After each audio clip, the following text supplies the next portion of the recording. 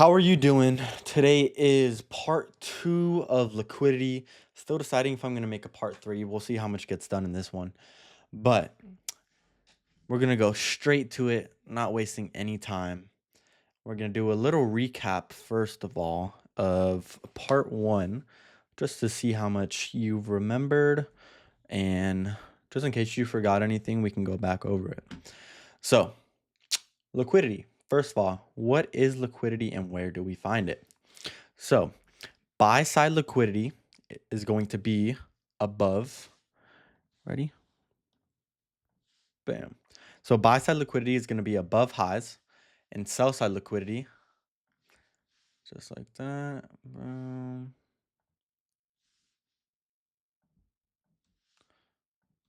And sell side liquidity is going to be below lows. We'll get into it a little deeper today, how we can use imbalances as liquidity too. But for a general premise, buy side is above highs, sell side is below the lows.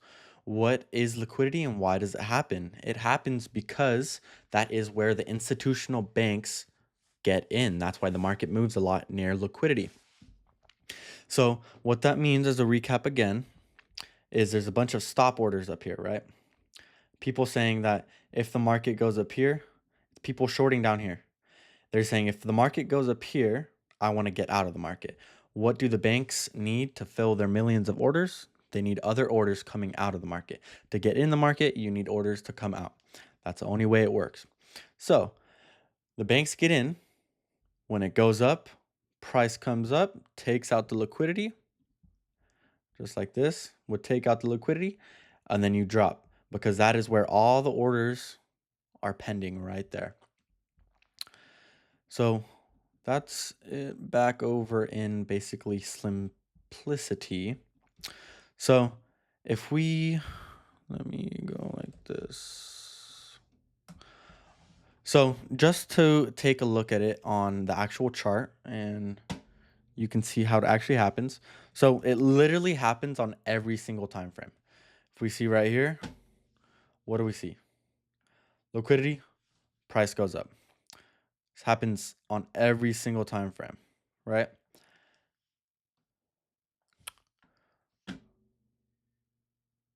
Right here, liquidity, price goes down.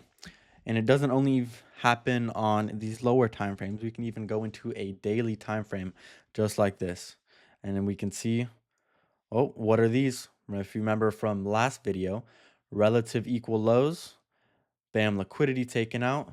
And what happens? Price rallies. It happens over and over again. Relative equal lows, liquidity gets taken out, banks get in because there's thousands of orders down there, and price runs up. And there's even little swings in between. Right here, relative equal highs, liquidity, price goes down. Where does it go to? It's going to be an important lesson today. See how it draws from external to external? But what needs to happen in between? So you see price falls. If we go down to a 4-hour right here,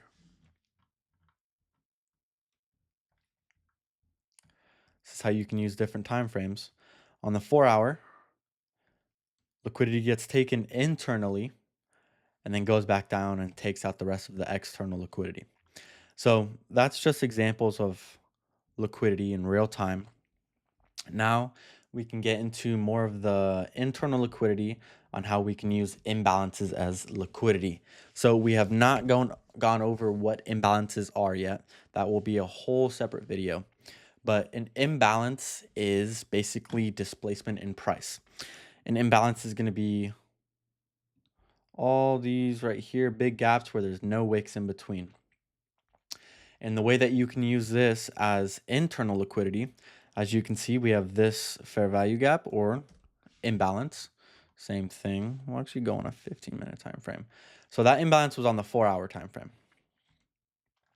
What you can see is that it taps into the bottom of that imbalance, also taking out buy side liquidity, and then bam, rallies again.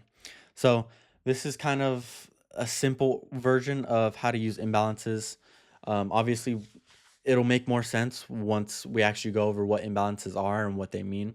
But basically, when imbalance is displacement and price showing strong movement to the downside.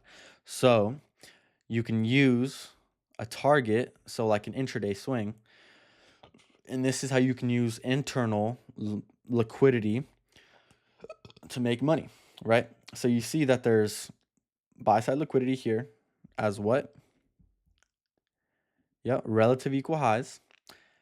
And you have the bottom of an imbalance, which would be also buy side liquidity. And then from there, gets taken out. As you can see, comes back, taps right into it, and then displaces all the way down, taking out external sell side liquidity.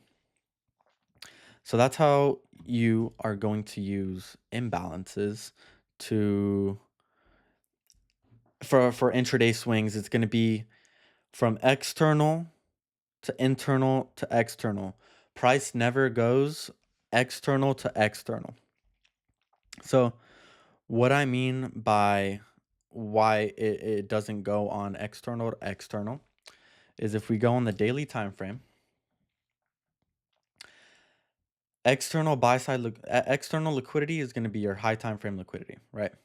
So this is a set of external liquidity and this is a set external liquidity. So once we take external liquidity, first of all, to get to the opposing side of external liquidity, which is on the higher time frame, if you drop down to the lower time frame, there's going to be a bunch of other small little runs in between. Let's go to where we were. Right here, right? So this was that liquidity sweep.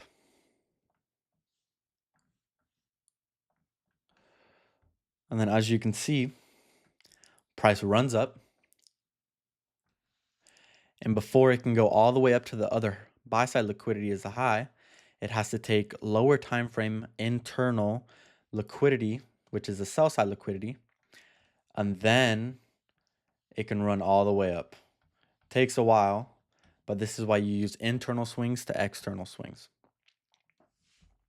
So that is exactly why we trade liquidity and why it's so strong and how it's going to help out this model the most. So the important thing to remember is that we'll just write it down.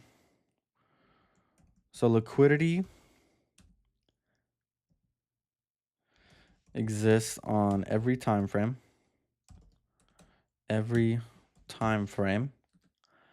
But the higher time frame liquidity controls the lower time frame movement. I don't need to write that. But for example, if the daily chart has equal highs on the top, the 5-minute chart will often manipulate internally so price can run toward the daily liquidity. And I hope that doesn't confuse you because we just went over it, but we'll go over it in the charts and show an awesome example of that. Okay.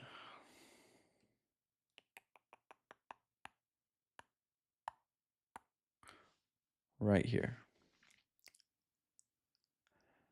So we can see we have all these highs. Takes out buy side liquidity on the daily chart. And then our other external liquidity, it's going to be down here because it's the next sell side liquidity on the daily time frame. And how it manipulates internally is exactly this. So you can see we take out the high, which is the buy side liquidity. Price runs down, doesn't go all the way down. As you notice, it stops about halfway. And it stops because it needs to take out internal buy side liquidity, takes it out, runs and rallies above it, and then it can go down and take out the opposing external liquidity. So the important question is that you always have to ask, where is the higher time frame liquidity? So that's going to be your daily, monthly, 4-hour buy side and sell side, or even any imbalances. And then you're going to ask, is price moving toward it or away from it? And then from there, you can look for a manipulation. We'll go over what manipulation is in a different video, but then you can go and look for a manipulation in the opposing direction, and then it goes to the opposite buy side or sell side liquidity. So price is completely algorithmic. It seeks imbalances. So if there's buy side liquidity above and there's sell side liquidity below, the algorithm will usually run one side first. And why does it do that? It's because it is rebalancing orders. It is creating more liquidity for different runs, and it traps traders on the wrong side. So after one side is taken, the real move often begins. So you can see one side is taken to the upside, and then the real move to the downside begins.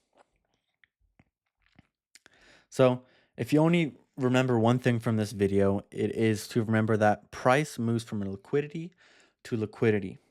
So your job is not to predict the candles. Your job is to identify where the liquidity is, where it can manipulate internally, and if it's moving away or to the opposite liquidity.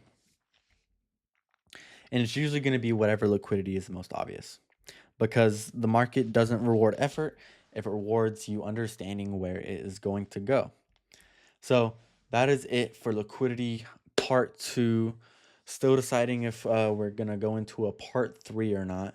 We'll see how good this video and teaching actually comes out, and if you guys actually, or if you actually understand it.